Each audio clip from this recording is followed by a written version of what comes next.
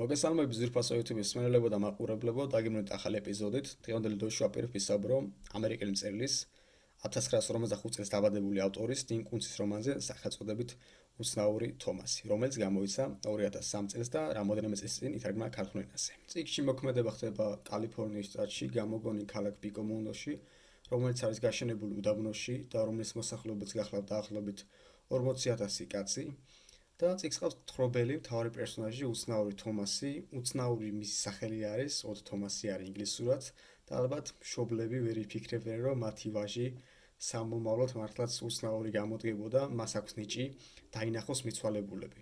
ზოგჯერ ხდება ხოლმე, რომ მიცვალებულები ვერ არ გადიან ჩვენი სამყაროდან, ვერ ელევიან მათ, ან რაღაც საქმეები აქვთ დარჩენილი და ისინი მიდიან თომასთან, თომასი მათ ეხება და ხედავს მათი სიცოცხლის უკანასკნელ წუთებს.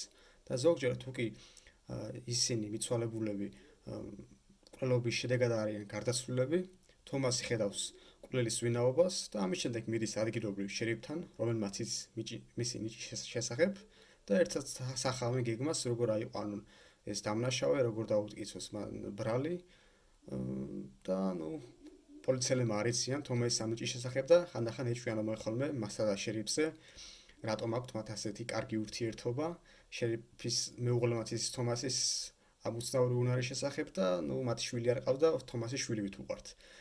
და ხანდახან მკვლელობა იმდენად ბრუტალური მეთოდებით არის ხოლმე ჩადენილი, რომ თომასი თავს ვერ იკავებს და იმის მაგერით რომ შერიფს მივიდეს და მას თხოვს დახმარება, საკუთარი ხელით უსწორდება ხოლმე დამნაშავეებსა და მკვლელებს და ფილმი არის გადაღებული ამ წიგნზე და იქ ერთი სცენა გავიხსენო, როდესაც თომასი იძახის, რომ ვინაიდან და რადგანაც ჩემი სახე და ჩემი თავი მომწონდა ისეთი როგორიც მქონდა, გადავწყვეტე რომ ჩხუბი მესწავლა, იმიტომ რომ ხშირად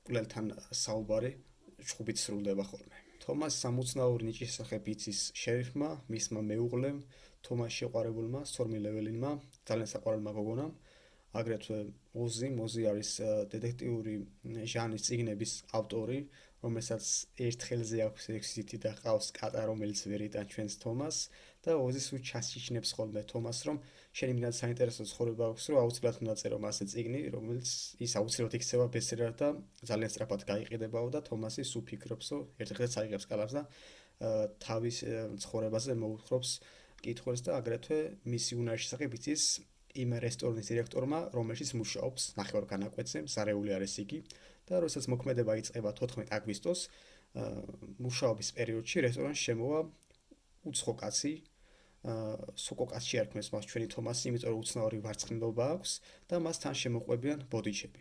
ვინ ან რა არიან ბოდიჩები? ბოდიჩები არიან რაღაც არარსებული არსებები, მუქები, რაღაც გამჭვირვალეები, რომელთაც შეუძლიათ კედლებში გასვლა და ყოველთვის იყრენ იქ თავს, სადაც რაიმე ცუდი უნდა მოხდეს, რამე უბედურება.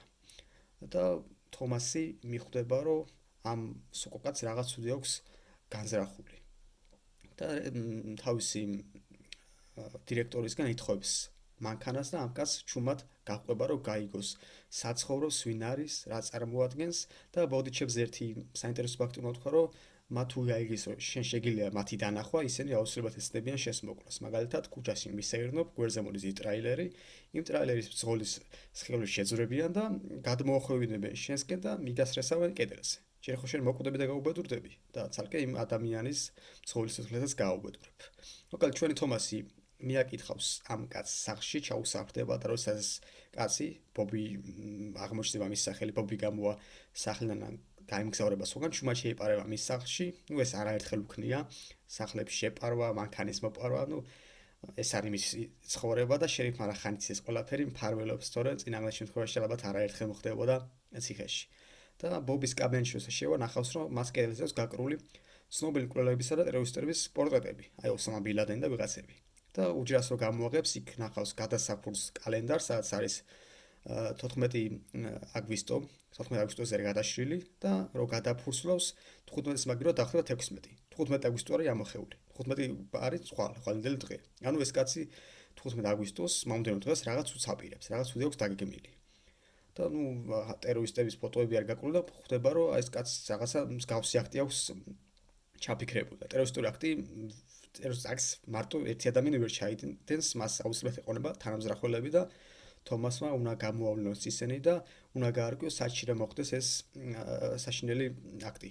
თან მას ბოლო რამოდენიმე თუ არის ეს იზრება, რომ არის ბოულინგის სენსში და ბოულინგის თანამშრომლებს ვიღაცა ავტომატის ჯერით ხოცავს და ისიც მსხვერპლი ხდება ერთ-ერთი ტყუის. და ქალაქში ორი ასეთი ადგილი არის, ერთი არის ცალკე ბოულინგისთვის სივრცე გამოყოფილი შენობა არის აშენებული და მეორე სივრცე არის მოლში საბაჟო ცენტრში. და უნდა გაარკვიოს საჭი რა მოხდეს ეს ყველაფერი. თან შერიფსაც აცნობებს ამბავს და შერიფი ცდილობს რაღაც თავის პოლიციელებს რაღაცები დაავალოს, რომ გაარკვიოს ეს ბობი საიდან ჩამოვიდა, ვინ არის, რას წარმოადგენს და თომასის ამ კაცის ძებნას იწვევს, რომელიც მოულოდნელად გაუჩინარდება და მთელი დღის განმავლობაში არ გამოჩნდება.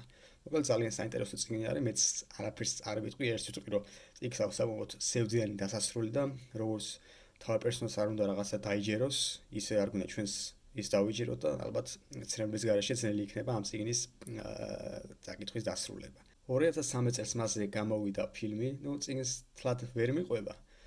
რაღაც ზოგიერთი პერსონაჟი საერთოდ ამოღებული არის, მაგალითად უზი საერთოდ ერთ მომენტში ჩდება, მაგრამ კარგი მუსიკალური გაფორმება აქვს, ბევრი ირონია არის, ბევრი სარკაზმი, ბევრი შავი იუმორი და სასიამოვნო საყურებელი ფილმი არის და არ ვიცი, როგორც წიგნის მთავარი პერსონაჟი, ასევე მთავარი მსახიობიც, მის როლის შემსრულებელიც აუცილებლად შეგეყვარებთ თავს და რა ვიცი, რამდენად შეიძლება ითქვას ისე წიგნზე და ფილმზე, რომელიც ბევრი სისხლდამკვლელობა არის, ორივე ძალიან საყვარლობა არის და ადამიანჯერთ მოგეწონება, თქო, ჯერ წიგნი უნდა წაიკითხოთ, იმიტომ რომ ეგრე ფილმის ყურება დაიწყოთ, რაღაცებს დარწმუნებული ვარ, ვერ გაიგებთ. დინკუნცმა თომასზე დაწერა ჯამში 8 რომანი, ხოლო პირველი ნაწილი არის ჩვენში ქართულ ენაზე თარგმნილი, რაც ძალიან სამწუხარო ფაქტი არის.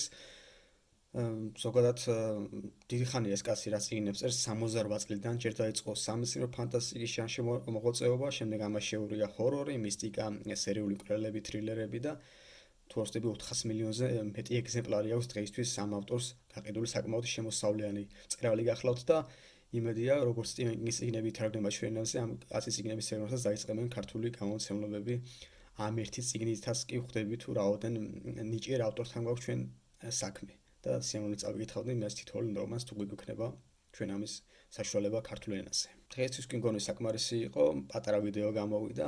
იმედია ჩვენში მსგავს ლიტერატურას დიდად არ წყალობენ ქართველი მკითხველები და იმედია დაგაინტერესეთ და რასმე წაიკითხოთ. დამიჯერეთ ძალიან დიდ სიამოვნებას მიიღებთ და ეს არის რაღაცა ეგრეთ წოდებული თინეიჯერული რომანი, ბევრად მნიშვნელოვანი წიგნი არის თავისი რაღაც იუმორით, სარკაზმით და ასე შემდეგ და აუცილებლად შეგეყვარებთ თავი პერსონაჟი და მისი მეგობრებიც თავს და გირჩევთ რომ წაიკითხოთ. ეს კი დაგეშვიდობებით სრული სამი შეგიძლიათ გამოიწეროთ შემარხი, მოეწონოთ ვიდეო და არც დაემატა ერთი სიახლე რომ მოკლე ვიდეოების დადება დავიწყეთ, დავდებ ხოლმე რაღაც გიტარის რიფებს და ჩემელოდიებს. ზოგჯერ სვის მელოდიებს დავუკრავ ხოლმე და რა სრული გაქვს შეგიძლიათ მას ჩართოთ ხოლმე ეს მოკლე ვიდეოები და მოიწონოთ ვიდეოები, რათა უფრო მეტ ადამიანს ამოგვიდოს ისინი. ახლა კი დაგემშვიდობებით, კარგად ბრძანებოდეთ.